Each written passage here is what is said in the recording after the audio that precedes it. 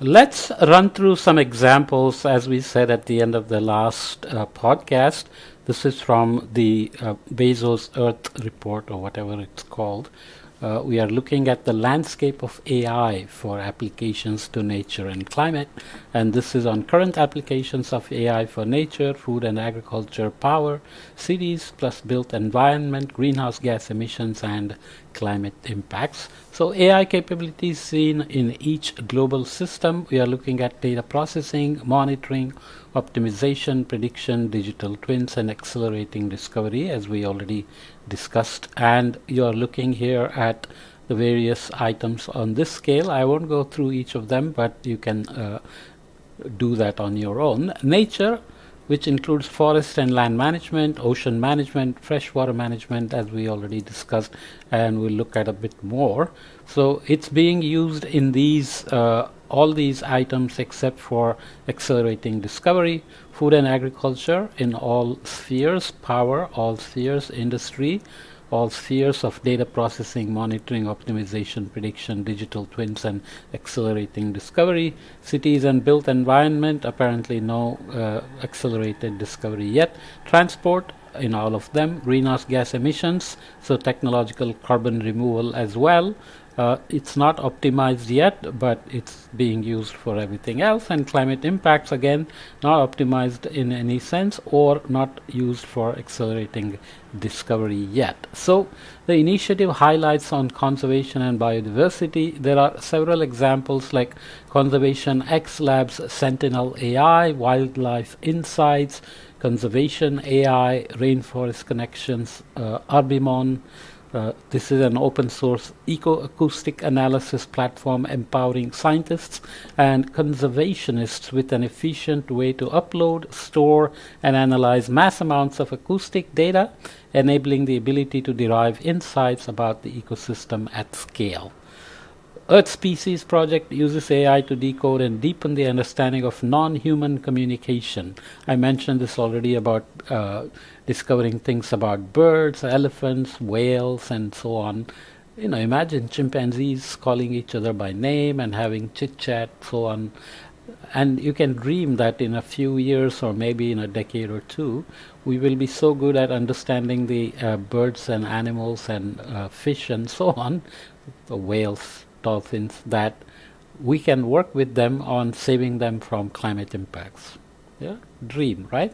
This is Nature Serve, the map of biodiversity importance. In collaboration with Nature Conservancy, S3, and Microsoft, NatureServe uses machine learning and cloud computing to create the map of the biodiversity importance. It's called the map of biodiversity importance. Okay, so you can see here not much details given by me, but you can go to the report and look at these things. I just want to use these examples using AI to identify species, so you can see unique strip patterns are being used, unique rosette patterns, occasional torn ears, unique rosette patterns, again similar to this one, spots on body from unique. So this is basically an example of how AI models are trained on morphology to identify and differentiate species of big cats. Okay, there is a lion with some spot that is being looked at, whisker spot pattern, whatever. Okay, so this is about ocean management. Digital twin oceans are being done. High resolution multi-dimensional representation of the Earth's oceans with nearly real-time accuracy by integrating a wide array of data sources, including sensors and satellites. The goal is to provide an interactive digital twin, as usual, of the ocean to strengthen ocean governance, restore marine habitats and biodiversity, and improve disaster risk management. This is the Allen Coral Atlas, World Wildlife Fund Manglarii, whatever. Manglaria, I don't know what that is meant to be. So this is for mangroves, obviously. World Wildlife Fund's Manglaria is AI for mangroves in Spanish, so it's reversed in Spanish. Artificial intelligence, maybe intelligentsia artificiale. I don't know. You let's figure it out. Okay. The Ocean Cleanup. Ocean Cleanup, a non-profit that develops technology to extract plastic pollution from the oceans, uses Microsoft Azure machine learning to support their efforts in cleaning up plastic and debris from the oceans. Their goal is to remove 90% of the plastic from the oceans by 2040. In the meantime, the production and plastic pollution keeps going up, so we have to really stay on top of that. This is Freshwater Management, Global Wetland Watch. So that's an alliance. Hydrogen. Researchers from Princeton University and the University of Arizona were awarded $5 million by the National Science Foundation to develop hydrogen, that is hydrologic scenario generation project, which uses AI to develop simulated models of the U.S. watershed systems. So it's not hydrogen as in H2, but hydrological scenario generation. NASA's TerraHydro, Terrestrial Environmental Rapid Replication and Assimilation hydrometeorological software, aims to revolutionize the creation of composite hydrological models using AI. There are many details that I'm skipping on purpose. Mini is a Nairobi-based startup that aims to solve environmental data scarcity in Africa. So you can see that there are government agencies involved, universities involved with funders, that is government, NASA is involved, there is African startup that is getting into this. So the entire ecosystem of innovation, governance, public-private partnerships see this as an opportunity. We keep saying climate crisis, but it's also a challenge for sure, but great opportunity to save the world and make some money, right? International Rice Research Institute, IRRI, does a lot of things. So the Fit for Future Genetic Resources Unit has received a Google.org grant to integrate AI and high-throughput phenotyping methodologies into the largest rice gene bank in the world, consisting of over 132,000 varieties from 132 countries. The phenotype is basically how things respond to environment, as opposed to genotype, where a new genetic strain can evolve. So I'm just being very brief. NASA Harvest, this is something that is run out of University of Maryland as well, Chris Justice and so on. So it's a global consortium of multidisciplinary experts led by University of Maryland, aimed at broadening the use of Earth observations to deliver critical food security and agricultural assessments. You know, I used to be at Maryland. I'm an emeritus professor at Maryland. Climax Foods is a biotechnology company that utilizes machine learning to develop plant-based alternatives to animal-derived foods. So a lot of foods, especially meat, may come out of the labs, and people may start enjoying them enough to give up on the real meat. Of course, there are details, because you have to make them taste like meat, which means some chemicals have to be put in. The fatty acids that give meat that specific taste, how do we create it with plant-based meat and so on? So obviously some time to go in terms of understanding the impacts on health that may be unintended, etc. We mentioned Internet of Things before. Internet of Things in agriculture. IoT and AI can enhance the monitoring and management of soils, crops, pests, and livestock. Nokia and the Vodafone Foundation's Smart Agriculture as a Service links field sensors and Nokia's IoT network grid through a mobile network to provide valuable and timely information to farmers via mobile and web-based applications. I said mobile twice because I was going to say mobile or mobile.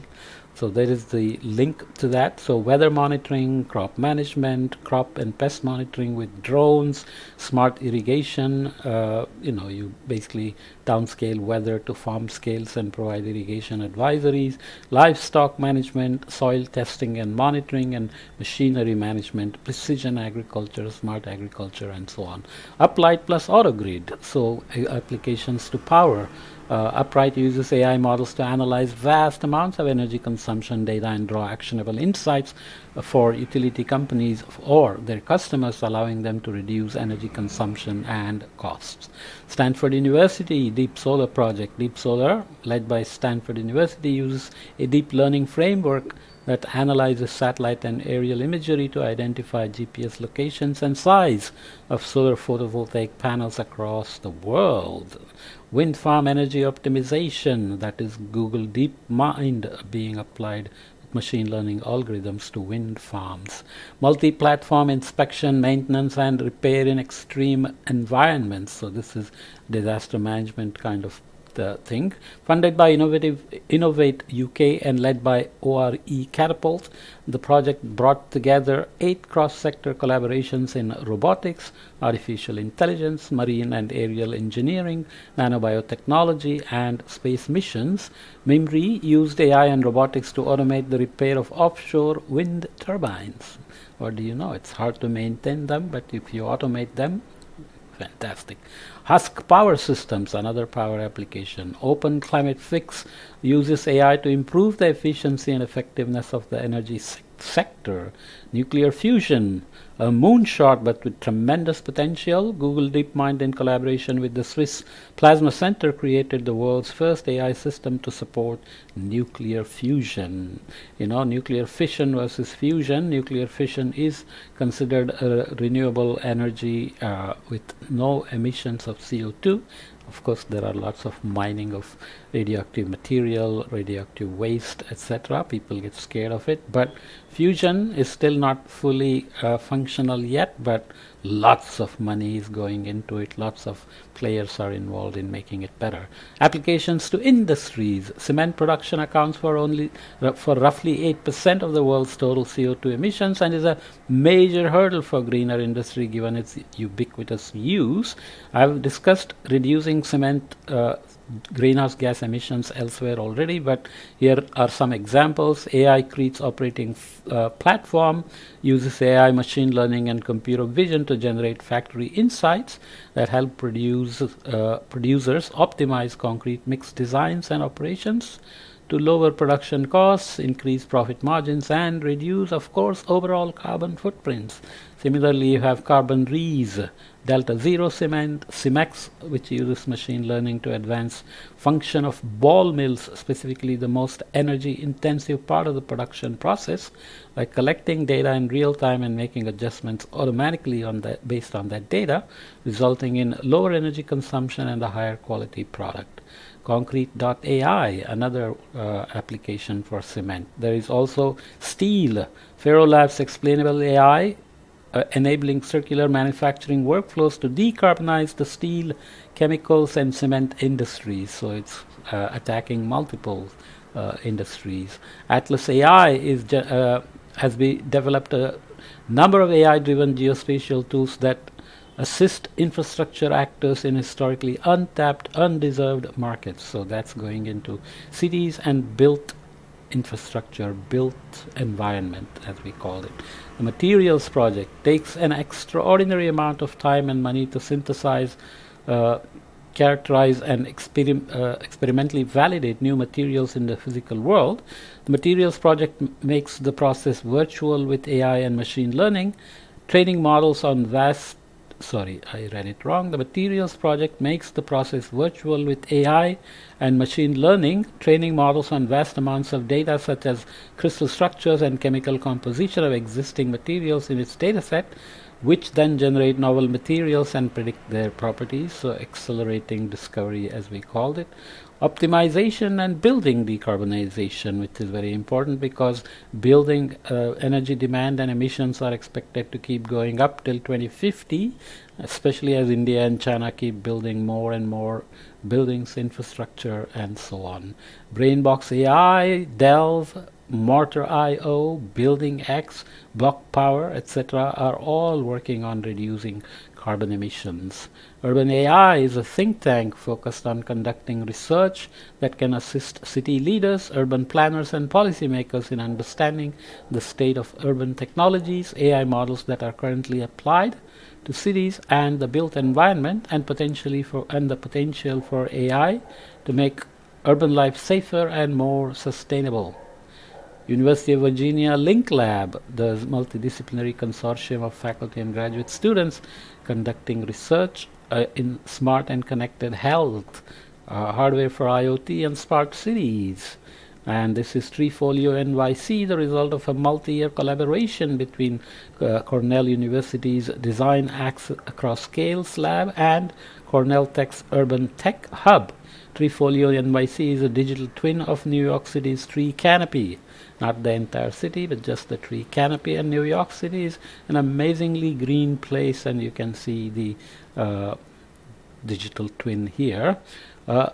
Google's Environmental Insight Explorer, this is doing some related biodiversity and urban management as well. So building transportation emissions tool can monitor air quality, solar rooftop potential, and tree canopy coverage. Gray Parrot works on waste intelligence to improve recycling and help address the global waste crisis. So just look at the breadth of the applications that are focused on nature, greenhouse gases, and so on. Greenlight is a Google research initiative. Google is putting a lot of money into these. Obviously, they have a lot of disposable wealth, I suppose, plus they see a potential payoff as well. So this optimizes traffic lights to reduce vehicle emissions. What do you know? Chemix Mix platform, a California tech startup using its Mix platform to apply AI and machine learning to EV battery design. Project Contrails, obviously you know what that is. Contrails from airlines and ships can be significant contributors to global warming because they allow sunlight to come in and block outgoing thermal radiation, so they have to be dealt with as well.